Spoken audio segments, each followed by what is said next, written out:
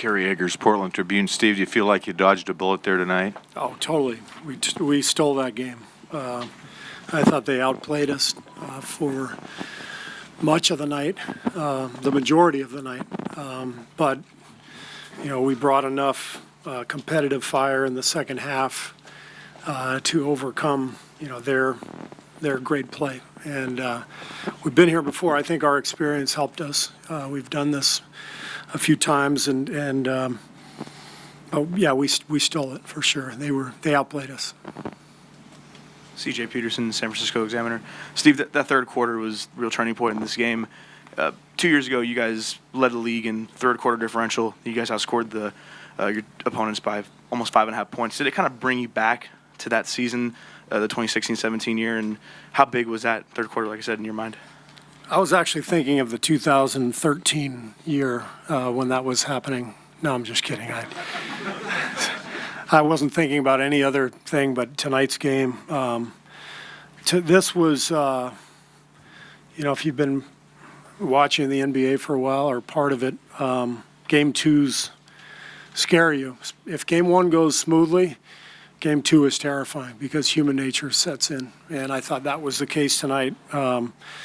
And they have 2 days to stew on the first game and make their adjustments. And so that's something we knew was coming, but human nature doesn't allow you to bring the same level of fear and appropriate fear and respect and the edge that you need. And we didn't find that until the third quarter. And, we were down, I guess, 16 at half or 15. But the NBA game is a long, long game. There's so many possessions. And with our team, we always feel like we have a chance. And we kept playing, and our guys got it done. They were amazing in that third quarter and then down the stretch as well. Standing up here, left-hand side. Logan Murdoch, NBC Sports Bay Area. Steve, you guys were down right here.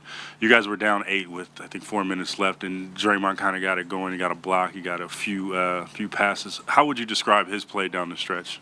Draymond? Draymond. Tremendous. He was in some foul trouble tonight, and I thought our bench really did a good job of keeping us in the game and allowing us to keep Draymond on the bench, late third, early fourth. We bought him some time, and then he came back in, I guess, around the 8-minute mark.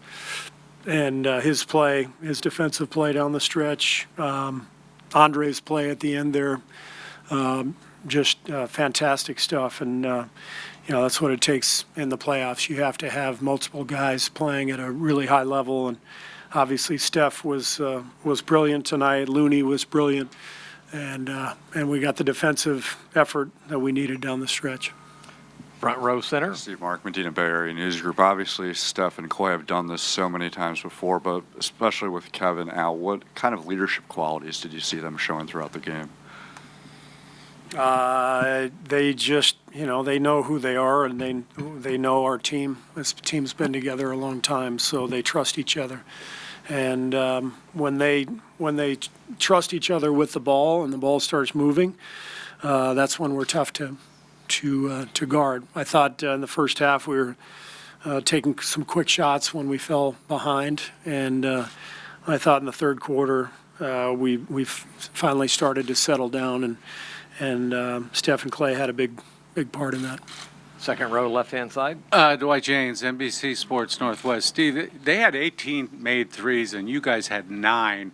It's very uncommon in this league for the team that makes the most threes, especially by that margin, doesn't win. Does that happen to your team very often? It happened in the Houston series. I think there was a game where they made 17, Raymond? Yeah, 17. I think we made 9 or 8. Yeah, so it can happen. It doesn't happen often in this league, but that's one of the reasons I said I felt like we stole it. I mean, they shot the lights out. They did a great job spacing the floor and moving the ball against our traps, and they got good shots. They got big performances from Seth Curry and Rodney Hood off the bench, and we dodged a bullet for sure. Fifth row, right-hand side. Hi, Ramona Shelburne, ESPN. So you talking about you stole this game. I mean, have you seen a walk-off steal like Andre Iguodala just had at the end there? I think from Andre. He's done that before. During my 5 years here, I think I've seen him do that a couple of times. He's an incredible defender because he's got the whole package between the athleticism, the length, but most importantly the brain. He just understands his opponent. He understands the spots where the opponent is trying to get to, and quick hands to get a steal like he did on that last play. It was an amazing play against one of the best players in the league. Fourth row, left-hand side. Wes Goldberg with Forbes. There was a lot made of the coverages against Steph after he goes off for 36 points in Game 1. They adjust their coverages in Game 2. He scores 37 points, not necessarily all from the three-point line like he did the last game, but what are you seeing from Steph, and just can you talk about his game right now? What do I think about what? Just how he's playing right now in general, reacting to the defense the way Yeah, he has. he's been on a great run these last few games. He had a few games during the Houston series that weren't up to his standards. He would be the first to tell you that. But from from Game 6 in Houston through these first two games, he's just been on a great roll. But that's what you expect from great players. They might have a couple tough games, but they don't stay down for long. Fifth row, middle. Colin Ward Henninger, CBSSports.com. Draymond obviously gets a lot of attention for his defense and his energy, deservedly so, but what does he bring on the offensive end with his playmaking and the way he pushes the ball? Well, he's our leading assist guy, and the way people play Steph allows Draymond to be the playmaker frequently in our games because he just catches the ball out of the traps, and then he's just a great passer, great decision maker, throwing the lob, throwing the cross court passes. So he's he's a fantastic two-way player and a guy who has been just irreplaceable around here for a long time. Far back, left-hand side. Steve Mindybach, ABC 7 Sports. Jordan Bell had a career night, especially in that third quarter. What allowed him to kind of finally get his game going? Well, I think it's a good series for him. It's a good matchup. The way we're playing suits him. We need a lot of speed out there, and I think the last 3 games, the Game 6 in Houston and the first 2 games here, he's kind of settled down. He's been very comfortable. Very relaxed. He's not in a rush, and he's playing good basketball, so he will continue to get minutes. Second row, right-hand side. Steve, Mark Schwartz, ESPN. Steph has talked about what it's like to face his brother in a situation like this on this kind of stage. They know each other so well.